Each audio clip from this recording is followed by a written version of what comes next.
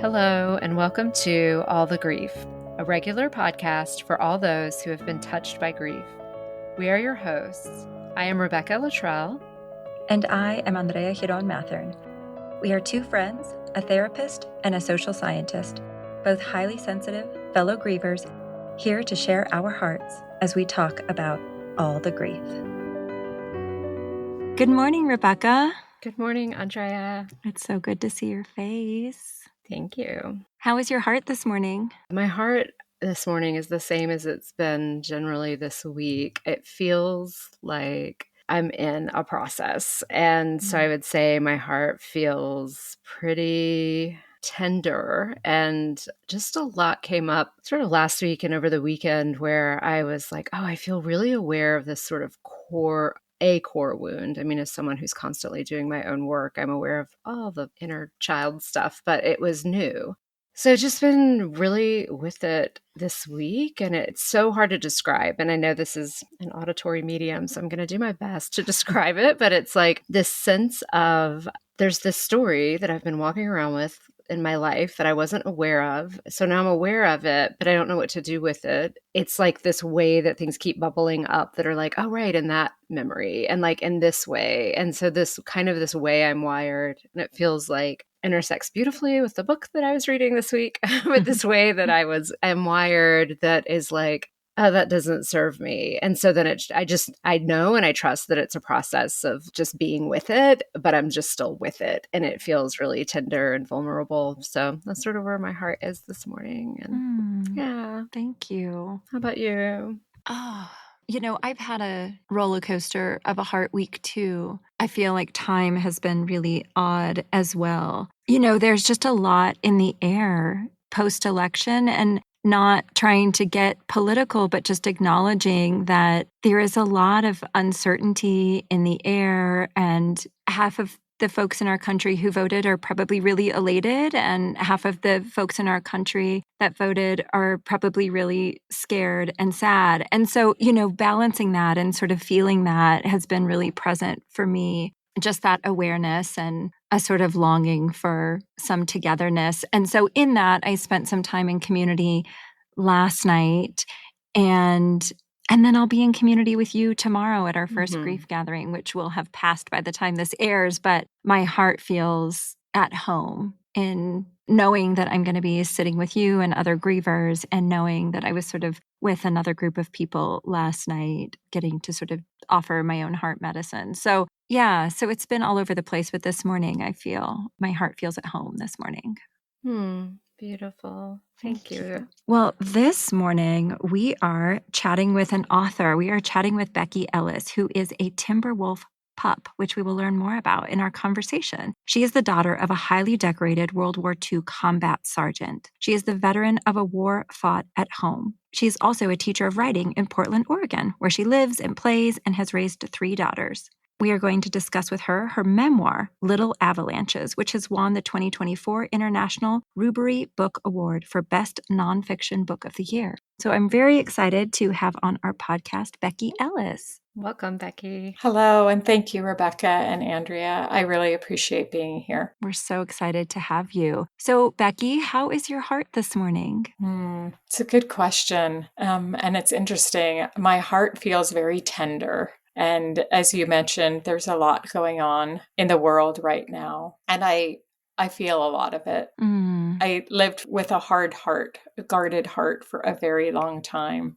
And through my storytelling, I guess the listeners will find out, my heart has broken 1,000 times to the point where I feel like it's broken open. And I try hard every day to keep it open. And it's a hard time to do that. Yeah. And I feel a lot right now. So it feels very tender and maybe even tenderized a little bit. Oh, that is a good way to describe it. Rebecca and I both identify as sort of highly sensitive people. And I know in my own life have also protected my heart and guarded my heart for very different reasons from yours, but sort of because I wasn't supposed to be so emotional. And once I opened it, there's no turning back. And then you sort of feel like Yeah, like sometimes you're walking around with that open wound a little bit, like a very tender, Right. vulnerable place within you. So Yeah. thank you. Thank you for being here. Yeah. And thank you for your storytelling and what you put out into the world. So let's talk about what you have put out in the world. What drove you to write this memoir, Little Avalanches? Well, it had to do with my father breaking 70 years of silence. And finally, when he turned 89, opening up and telling me about his experience in combat on the battlefields of World War II. Yeah. And once he told me his story, which took several years actually to fully reveal, I knew I needed to share it.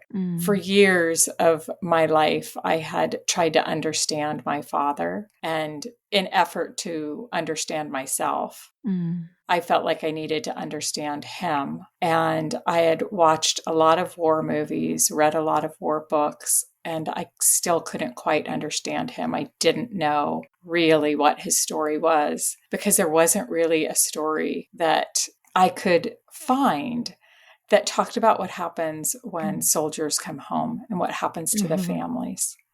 So I had a hard time understanding. And once I understood my own story, I thought I needed to share it for others who'd not only had parents who've been in war, but who have experienced traumas in their childhood as a way of encouraging people to have those really hard conversations because they're life-changing. Yeah. So once I heard the story, I felt like I have to share this. I have to create something out of this that encourages people to share their deeper stories so we can really know each other. Yeah. So I'm curious about how you chose to write it the way that you wrote it. When did that inspiration sort of strike? Where you're in that knowing of like, this is how I am going to tell this story? It's a wonderful thing to talk about because it's a very unusual structure, especially for a memoir. In fact, I've been told that I've broken the art form and created something new, which is wonderful and remarkable. Yeah. But memoir is typically one slice of one person's life. And this book is two slices of two people's lives. It's my childhood growing up, and then it's my father's war story. And the third part is our conversation that we had at the end of his life. And I chose to tell it that way. It was not always this way. There were many drafts of this manuscript that were in a different way. But I ultimately landed on this structure because I wanted the reader to experience life like I had as a little girl going through life, really not understanding her family or the world around her and trying to be a normal person and wanting the love of her father and really struggling to get it. I were the same person. I really loved my father. I revered him, but I also feared him. And I don't think that's really uncommon for young girls. I think a lot of us had fathers who were tough and you know, a 5-year-old, a 7-year-old, a 9-year-old girl has a hard time understanding that. So I wanted the reader to follow along with my childhood without understanding his experience. And a lot of readers have told me by the time they get to the end of part 1, they despise my father, which I have felt for my father also. Yeah. And then 2 pages into part 2, people are flooded with empathy. And that's what happened to me when he told me his story. So I wanted them to experience that as well, to kind of confront their own capacity for compassion and empathy, which is what I did when my father revealed himself to me.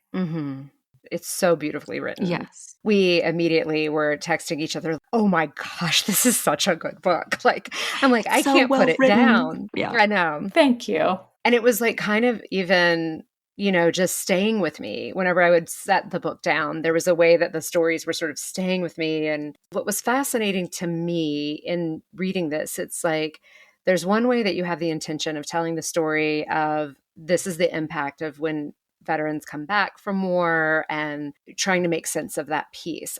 My father was not a veteran. I didn't have that shared background story, but it was so relatable. The way that you were unpacking your story, you say things like, and I caved into myself. And I was like, I know that in my bones.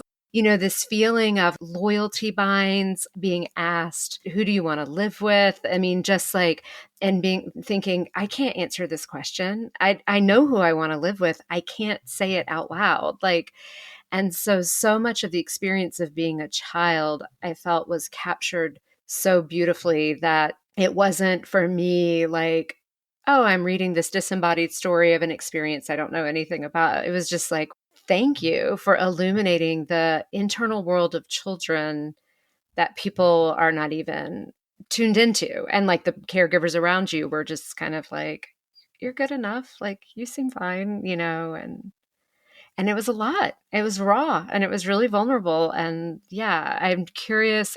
The question within that is the process of writing that down, because I think sometimes our traumatic histories are also very disorganized, like they're disorganizing. And there's a way that it's really hard. And when we can finally tell the story linearly, it can be really healing. So I'm curious for you what the process was like to like revisit young Becky. That's a very good question. And I know you focus on grief on your podcast. And there was a lot of grieving that happened Oh, during the yeah. process of writing this story. And I appreciate that you've related to it, that it touched you in a way that you felt it was a shared experience, because that is what I wanted as well. And I feel that. I think all young girls who live generally in the same culture have very similar experiences, and we have shared feelings. And that's one thing authors and writers go for, is a very specific experience that's also very universal. And that is what I had hoped for and worked toward. And in writing the stories, it was very hard. Someone asked me recently, were there other stories? Like, what did you leave out? And Yeah. I'm thinking, well, I only put in, I don't know, maybe 9 stories of my childhood. Right. There's a story for every day. So do the math. It's a lot. I think at one point in the story, I actually do the math. Like I've been on the battlefield of, Right. I think I say that to my father. I've been on the battlefield of childhood for, I don't know, 300 and some thousand days or something. Yes. Yeah. Yes. And I don't know the math off the top of my head. Right. However. Right. It's okay.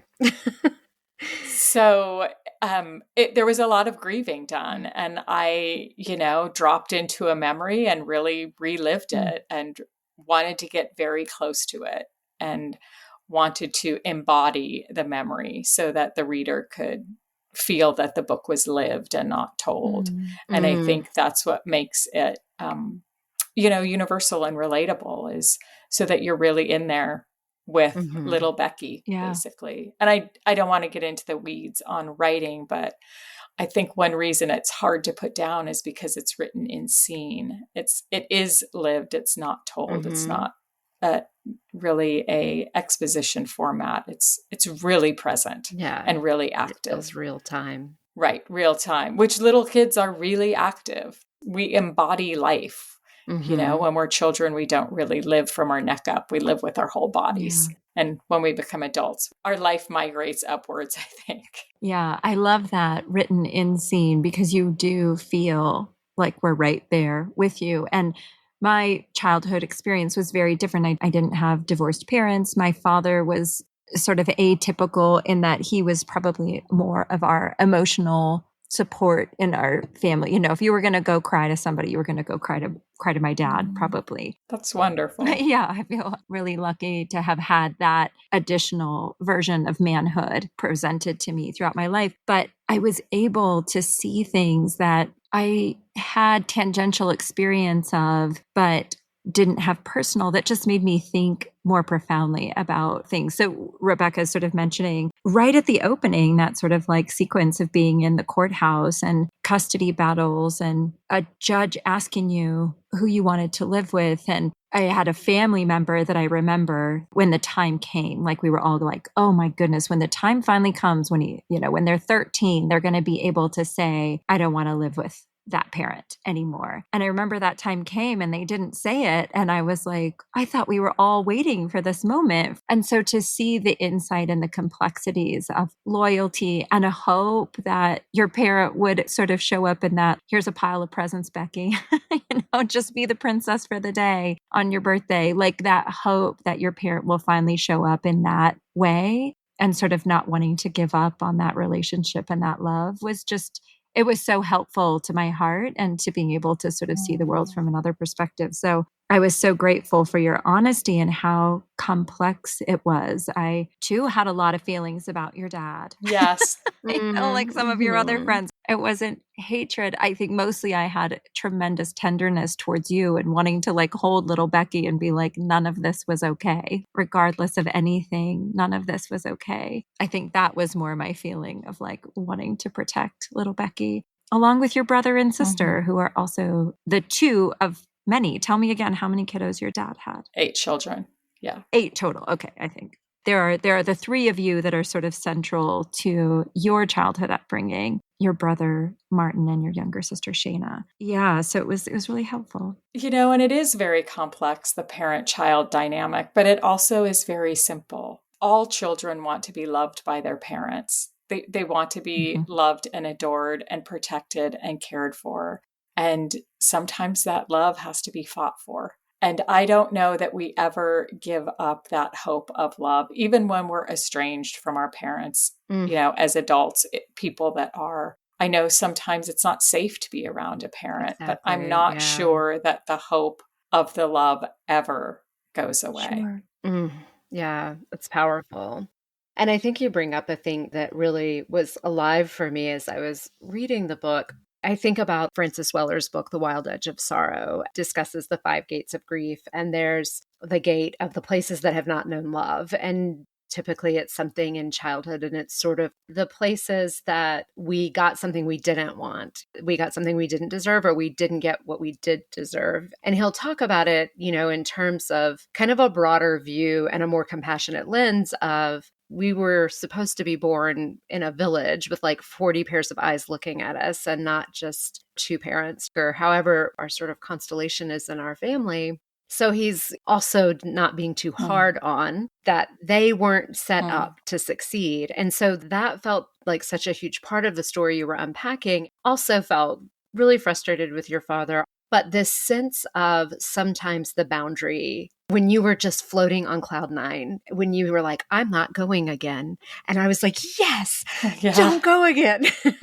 You set a boundary. He didn't respect it. And you get to just say no. And how good that felt in your body. And I just like that sense of wanting to be able to hold both, that there are times when there are things that we absolutely have to set a boundary. And like you said, hope for love, hope for something to shift. And the feeling of like, when in your story, I don't think your dad was necessarily going to come to you and say, I'm sorry, that you were going to have to say, tell me your story. And through that, start to feel the forgiveness. So like, as I'm unpacking all of that, what was your experience of deciding, is this like a hard boundary, or is this something I'm willing to forgive, and how you came to that within yourself, and the grief of like, there's stuff he's never going to apologize for. So you're asking about how I responded to that as an adult, not as the child who had to go back. As an adult. Because the child... We can talk about the child, the child that had to go back was really mad.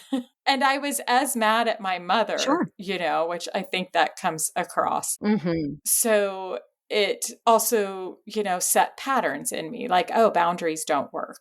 So that's a whole nother thing. 100%. But as an adult, I feel that when my father did ask me, I think he was showing up, maybe not with the fullest intention of how he ended up showing up, because I think he fully showed up for me in the end. When he came and asked if we had any issues to clear up, I think he expected me to say, everything's great, Dad. Look around. I have beautiful children, nice automobiles, a wonderful home, great vacations. What else could I want? A wonderful career. Look, I have it all. And I turned to him and said, I want to know about the war. I don't think he expected that. I'm sure he did not expect that.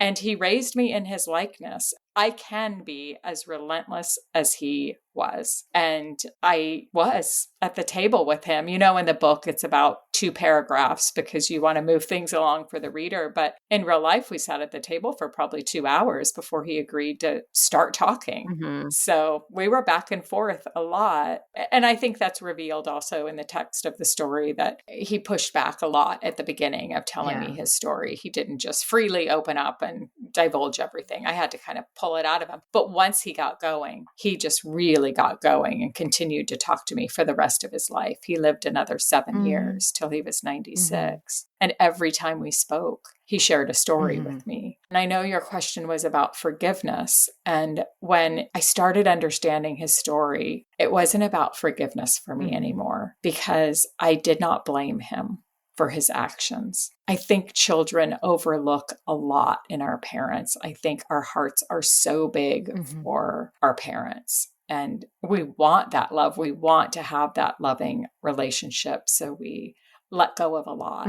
I let go of a whole bunch. I think about it a lot. And I was talking to a friend the other day, I actually think my father was pretty evolved in the end, how he was able to share so much with me and go to those deep places and those hard places with me. He went. He showed up, he didn't back away. And I really appreciate and respect that, because it truly changed my life. Yeah. Whenever I talk about my book on tour, or, when I'm invited to an event, I always talk about show up and have the difficult conversation, go there. We all have something we're not talking about. It's true. Always. So go there, because that's where the heart of life is. That's where the true connection is. If you can go there, that's where it is.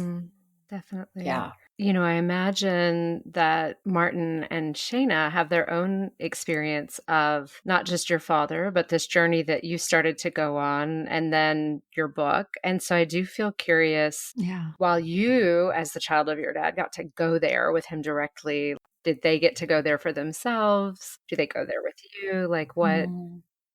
What do you know about where they are right now? I think they are both at peace with their relationship with my father, with our father. I think they both got to where they wanted to be with him. They each had their own experience. They are so central to my life still. We're talking about a village before, and that it does take a village to raise a child. And there is a lot of grace in that when parents are isolated to raise children. And I think that having such a big blended family, I was a little bit exposed to tribal life. And I think that I would not have survived my childhood without my brother, and probably not my sister either. And trauma is an interesting thing. And sometimes I think, was I really that traumatized? Is it really that bad? And I have my sister right there saying, hello, yes. I'm glad. Good. We questioned ourselves sometimes, I've adjusted, I'm okay. Yeah. I do grieve who I would have been without all that trauma. And I do grieve, I've done a ton of inner child work. I still am doing inner child work. I've had therapy at 10 a.m. on Wednesday for a decade. And I'm not kidding. Yeah. We get it. And I often bring little Becky into my lap. And she still gets scared. She's still like, oh, should we hold a boundary? Is it even going to work? Yeah. And I bring her onto my lap and I'm like, we're good. I've got this. I'm all grown up now. I still have that dialogue with my inner child. And it was amazing to be able to have that out loud on the page of a book. It is very vulnerable to publish it and put it out to the world, but it was such a wonderful experience to let my inner child finally talk, finally have a place to voice her feelings and opinions and emotions and wants and desires and needs and all of that. It's really a wonderful experience to write memoir. I think it's incredibly therapeutic and incredibly healing. Oh, that's incredible. I love that. And I appreciate the honesty about the work continues, you have done all of this incredible work. You have published this memoir that is so vulnerable and truthful. and doesn't include the wild expanse of your whole life and even your entire childhood, but is still, it's so profound. And yet you still have moments where it's like, I still need to caretake. I still need to do my work. And it makes me think about your sort of reflection about our experiences with our parents and your dad showing up. And I think one of our very first podcasts, we were talking about aging parents. And I have sort of made this commitment of how I want to age. And that's like right at this moment. I'm aging and what that looks like as I continue to get older. And I remember our guest was like, "Oh, honey, you can't control it. Like who you are is who you are." And the moment I kind of like laughed, but then I thought, I want to show up for the difficult conversations. I want to do my work so that all of the damage that I carried and all of the wounds that I carried that can come out as a mother that I am tending to, so that my kids don't have to come to me when I'm 70 and be like, "Mom, you didn't ever look at this and this incredibly impacted my life. And now I need you to help me heal this." So I love the reflection. And I also love, like, for me, it's a call to, because we are a different generation, it is not unheard of to say, "I have therapy every Wednesday at 10, don't bother looking at my calendar," because that doesn't sound strange to us and to a lot of our listeners, that we are able to tend to those wounds now. And so we're able to show up differently. And it doesn't make us perfect. My kids will still come to me in my 70s with other wounds. But my hope is that I will be more equipped to have those conversations because we've been having them throughout their life. That's just it. We are who we are. We are our experiences, and we can raise our awareness and we can practice being how we want to be, how we want to show up in the world. It's practice. If you want to be able to have deep conversations when you're 70, well, let's start practicing now, right? And it's all about practice, and awareness is even practice. That's what therapy does for me most now, is raise my awareness, not only about my reactivity and the way I am in the world, but about how I want to show up. And it's practicing Yeah, I love that. I love that. And that even awareness is practicing. And I agree. I feel like I've evolved in my therapeutic journey of life, of decades in, to where, it's less about addressing and confronting and understanding key moments that really impacted me and the traumas of my life. And now it's about an awareness of how they continue to sort of bubble up and manifest. So, yeah. I'm with you. That's beautiful. I appreciate that. Yeah, I don't think our psychological work ever really ends. I mean, for some people, it never starts, but when you're deep in it, it's true. It doesn't. Totally true. Some people don't want to do it. They just don't. And that's okay. Yeah. Yeah, everyone makes their own choices. But for those of us who are deep in it, I don't think it ever ends. I think it's another trip around the mountain. Oh, I'm confronting this again and again and again. Yeah. So it's usually the same thing. Totally. Yes. Within your story, and I think this is the part that just sort of it was already up for me before I even started reading your book this week. I was just like, oh, I'm like in these core stories. And it's so interesting because they're very repetitive and they're usually one sentence. Whenever I find them, they're like, you're annoying. No one's going to love you. You're annoying. And it's this sense, and I was really gathering this in the process of your story. There are things that I have to do to get love. And so it's like, oh, don't do that, because then they turn away and do this. And so a lot of your story is your dad saying, oh, you're so strong. And you're like, okay, I'm in this blinding pain from this dental procedure without any Novocaine. But if I look at you, you'll tell me I'm okay. And so that sense of really illuminating how you had started looking outside of yourself for your experience, and then starting to come home to, I know my experience, and starting to look inside. And so yeah, I just want to hear a little bit more about that moment that you started that, oh, there's that wound that's like, everyone else tell me if I'm okay. And then coming to like, I don't need anyone to tell me how I'm doing. Have I come to that yet? Yeah, that was my next question. Or are you still in process around that? I mean, I think we have moments where we're all looking for validation. I trust myself now. Mhm. Yeah. Sometimes, but we all have self-doubt, I think, all the time. And I do trust myself now, however. And I have some really good friends who will go super deep with me and be very honest and reflect back for me what they're seeing. And I'm like, yeah, thanks. I knew that. But thank you for the reflection. I really appreciate that. Mm-hmm. And I do, because sometimes I need a reflection so I can see more clearly. I think it's hard. It's hard work. Mm-hmm. And especially when, as a child, it's like me turning to my sister and saying, were we really traumatized? Right? I needed her just to say, yeah. Mm-hmm. So I think as children, when we have certain feelings and they're not being validated, we lose trust in ourselves. We don't trust our own feeling, our own experience, because it's normalized and Mm-hmm. it doesn't feel normal.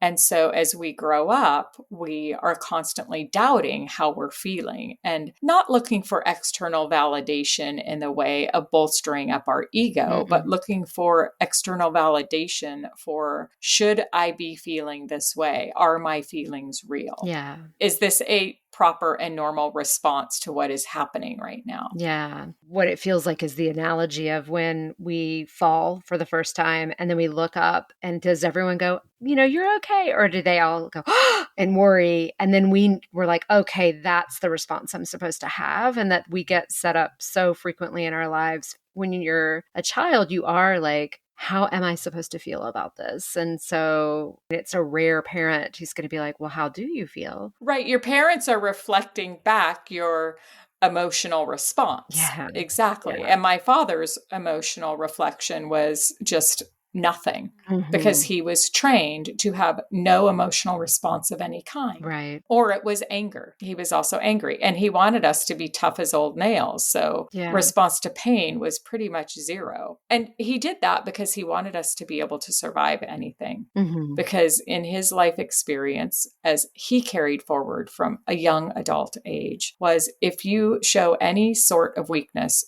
you are dead, period. And he loved his children and his family, and he did not want that to happen to them. Yeah. That's the consequence. Yeah. Absolutely. There was this really tender, I was actually telling my husband about it. He's a therapist and works with everyone, but focuses mainly on couples and men. And there was this moment in your father's point of view. It was when you were asking him how many people had died and you were trying to figure out the numbers of battalions and divisions and all these different things and 300%. And he was like, there is this point at which I didn't even want to remember their names. And this is why men can't be friends. Mm. Because if I would have watched my friends die the way that I had to watch these men die, I would have never survived. And it just broke my heart. I mean, I just thought about my husband's work with men and supporting men and getting back in touch with their emotional being and feeling below the neck, feeling their body and how their somatic experiences of life and how difficult and out of the ordinary it was. That just resonated so much with me of,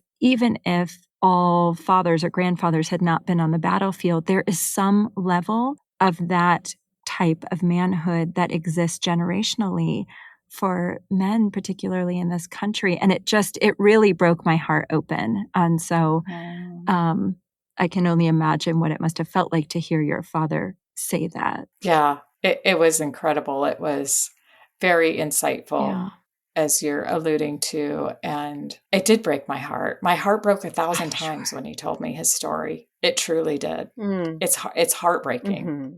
The whole thing. Yeah.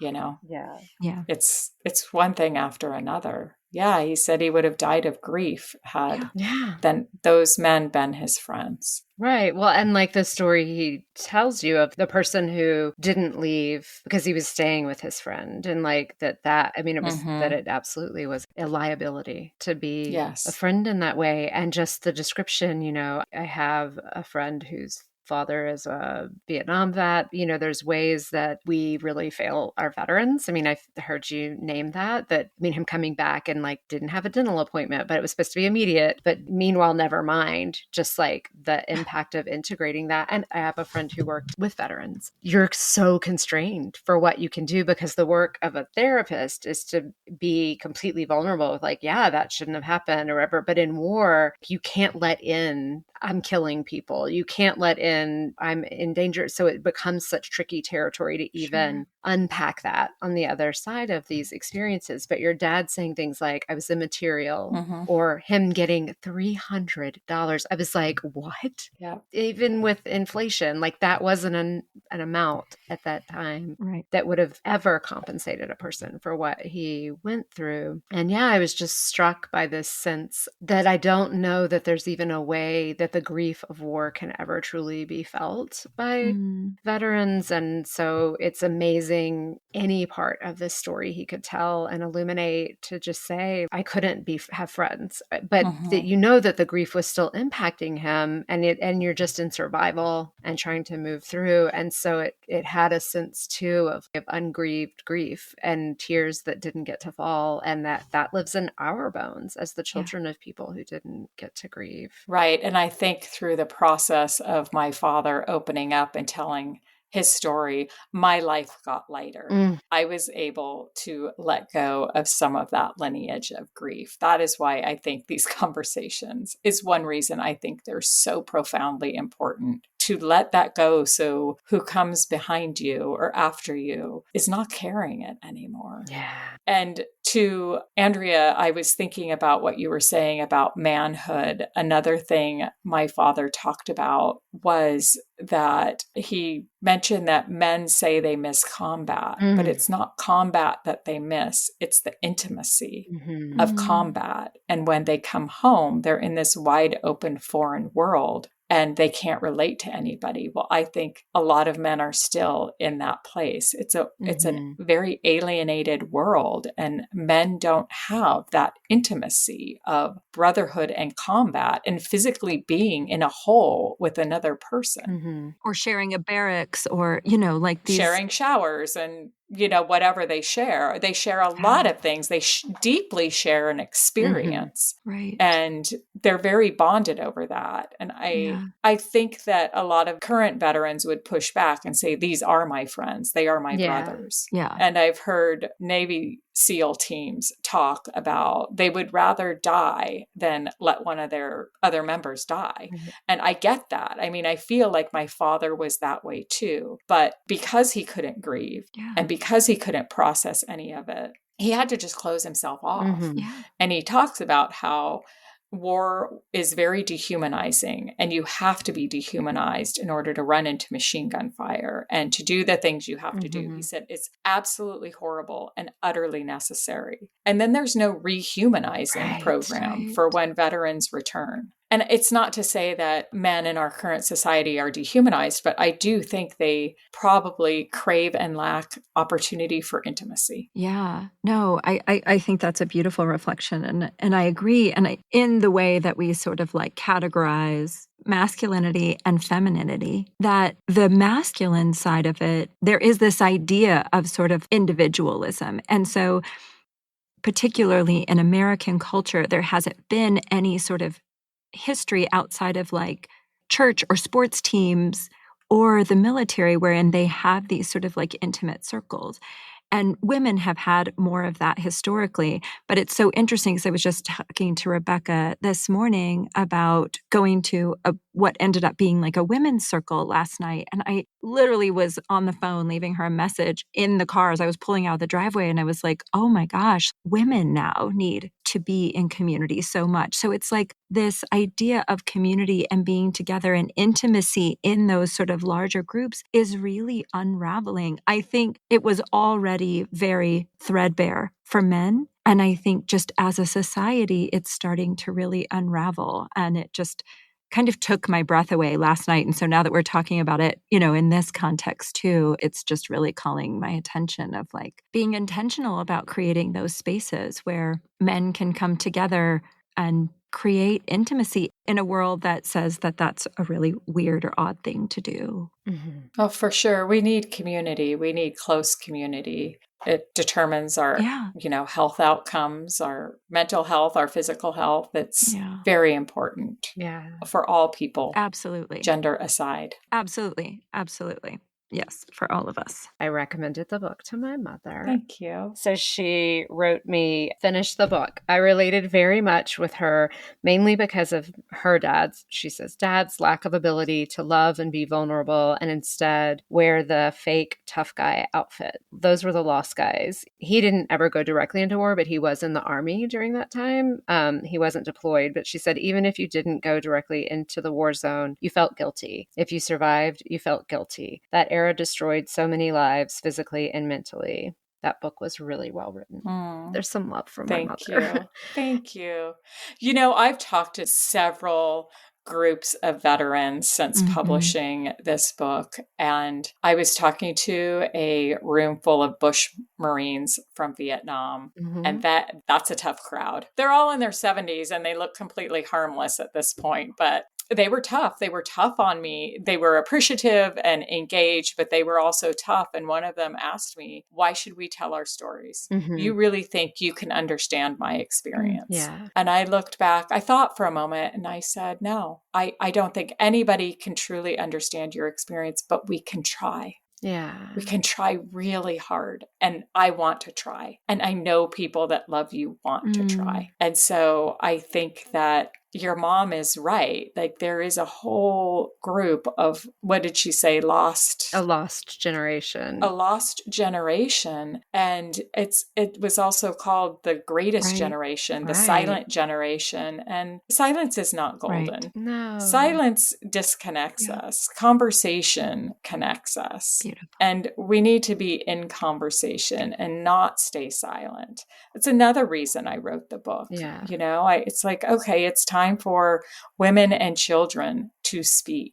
It's time to give voice. In the war narrative, there are very few voices of women and even fewer of children in, the lexicon of the war narrative. They're mostly written by men, mostly published by men, mostly produced, it's a man's world and it impacts women. On the military side of it, I deeply understand that service is not a year or two of war or of active duty. It is a lifetime of sacrifice, and not only for the veteran, but for the whole family. Yeah. And it is multi-generational. Yeah. And I wanted to get that across. I want veterans to be seen and felt in that way. And I also want other people, civilians, to understand that because I think it has a profound impact on our culture and on society. Absolutely. It's not insular. It spreads throughout society. Back in World War II, 30% of families had someone at war. And we are the descendants of that. Right. That is embedded in our culture. Yeah, absolutely. And when you said, this veteran saying to you, like, you're not going to understand, it's so interesting because I don't know that sharing story is about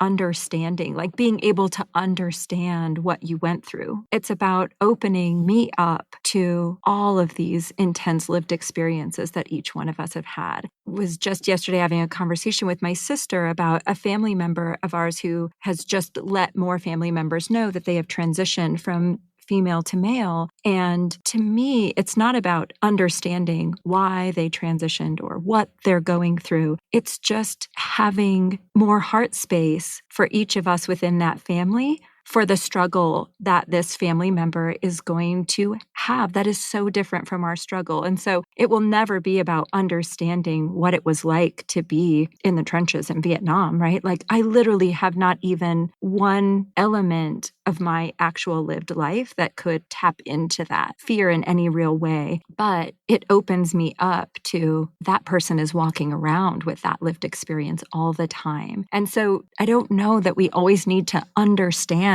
each other. It feels impossible to understand each other, but to open our hearts to each other's perspective and experiences feels much more generous and possible. Yeah. I loved your response to say, I'm not going to understand understand, to be honest about that, because I think the third part of your story where we're hearing the real-time sort of dialogue between you and your dad around this, and never your responsibility as a child to hold healing space, but that I imagine that was really healing for him because we long to tell our stories and just be heard. So it's not, I need you to exactly understand what I'm saying. It's just like, I can say this and you're just listening and you're curious, and that's so powerful. And the impact is immeasurable because we hold them with either no one will understand really translates for me as I'm going to feel ashamed, you're going to judge me, that there's something in the not understanding that I'm going to feel dropped. But it's like, if I can just listen and not drop you, even though I know I don't understand, it's so powerful. And I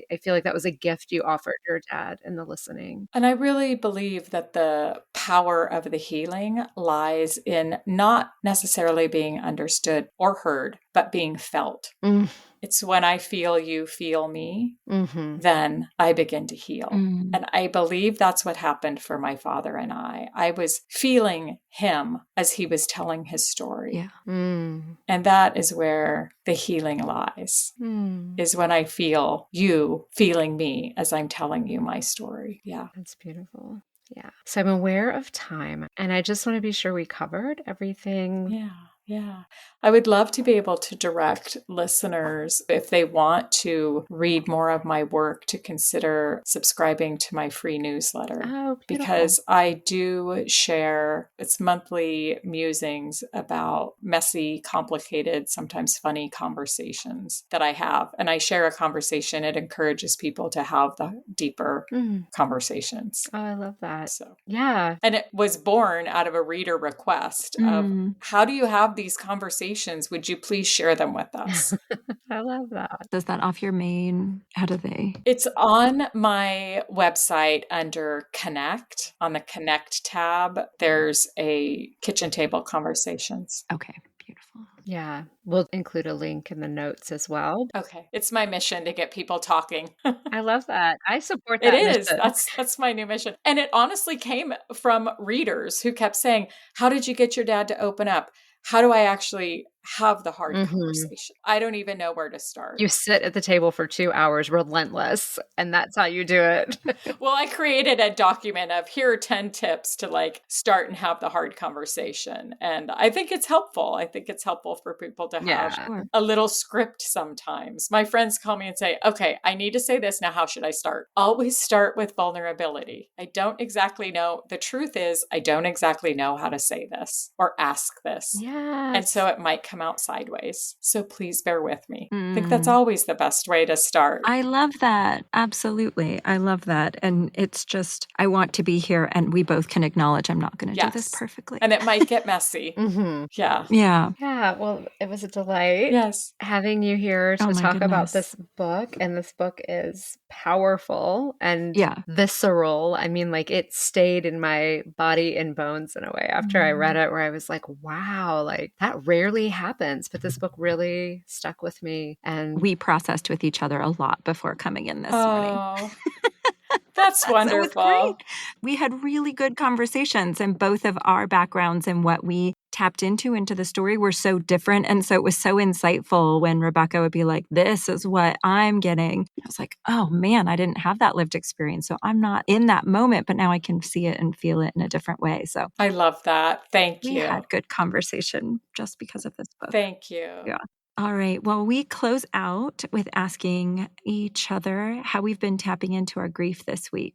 So, Andrea, how have you been touching into your grief this week? So for me personally, kind of coming out of a season of loss, last year losing 3 family members, this year losing a family member really young.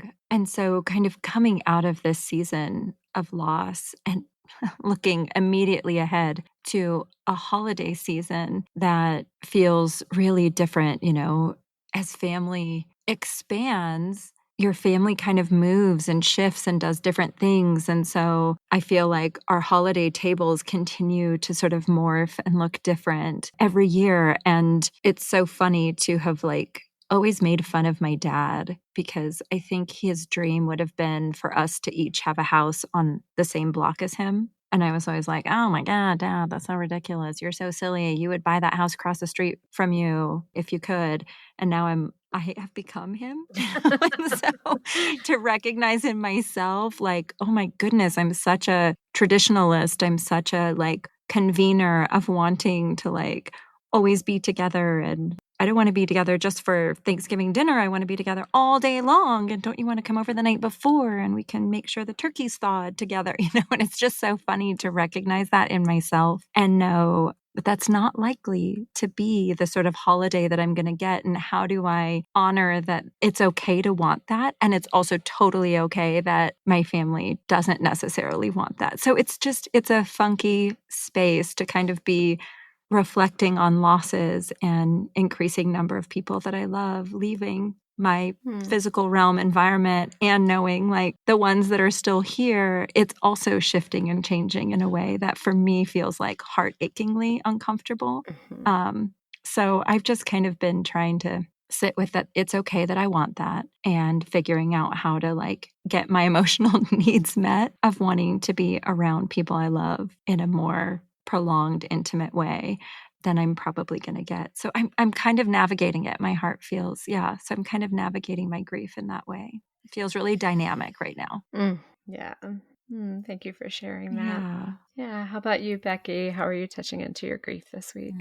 It feels like a time of big collective grief. And I was hiking in the forest. We have this beautiful urban forest in Portland. It's like 30 miles of trails. And I was walking with a friend yesterday, and she is deeply grieving many things going on in the world. And I wanted to hold space for her grief, but also separate my grief from it. So I could also hold space for my own, because we weren't necessarily grieving the exact same things. Some were similar, but I feel like when it's a time of such big collective grief, it's important for me to remember what is mine, what is my grief, and what is somebody else's. So I can hold space and care for that, but not necessarily take it on as my own. So I leave room for my own. Yeah. Oh, that's beautiful. That's a beautiful reflection. Thank you, Becky. Rebecca, how are you sort of connecting with and tapping into your grief this week? Yeah, I feel like I feel aware of the collective tenderness. I mean, certainly as you were naming at the front end of the episode, just like approximately half of the people feeling particularly sad and scared and all of the things. And, because I'm a therapist and sitting with people who are having reactions and sharing, and sort of like what feels so true to me actually, and is a way I've been with my clients this week and with myself, is like, well, first we tend to our grief. Like, instead of jumping to like, I want to fix something, or I want to be mad about it, or I want, it's just like turning towards your heart and just letting your heart feel what it feels, and the heartbreak or the fear or whatever is just genuinely there. And what I was listening, I have to confess, I waited for whatever reason so long to actually listen to Anderson Cooper's interview with Frances Weller. And I was like, which was like last season. I'm like, I've been slow on this season, but what? Last season. And it was so perfect timing wise, because he's talking about how he has this podcast, he's doing this thing, turning towards his own grief. And then here's this war that's happening. And he's like, and so while the Israeli-Palestinian war is happening, I'm like, gosh, who am I to like talk about my grief of my dad? Like, that feels so small compared to what people are feeling. And Frances Weller says, well, what happens if we don't tend to our grief? And how do we show up for each other if we don't even know how to hold our own grief? And I was like, God, thank you. Like, that is exactly right. So it feels like that's where my grief tending is this week, but it also feels like something that's going to be continuing for a while, to keep cultivating that relationship with grief and with my clients, being in their grief and with their grief, and encouraging, like, let's just keep turning towards our sad hearts over whatever they're sad for, because how are we available for the bigger sadness if we can't even be with our own?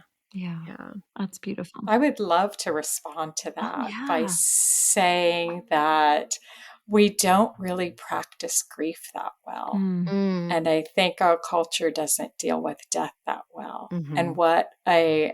listening to you, I feel like what a wonderful time for at least half of us Mhm. to practice grief. Yeah. Yeah. Yeah. And I'd argue that, from my lens, I'm like, we all need to practice grief better. Yeah. Yes.